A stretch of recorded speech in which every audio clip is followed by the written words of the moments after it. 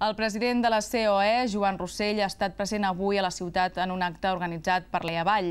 El cap de la patronal espanyola ha recordat la seva relació amb l'Hospitalet. El seu primer treball va ser en una empresa de joguines de la ciutat, a la travessia industrial.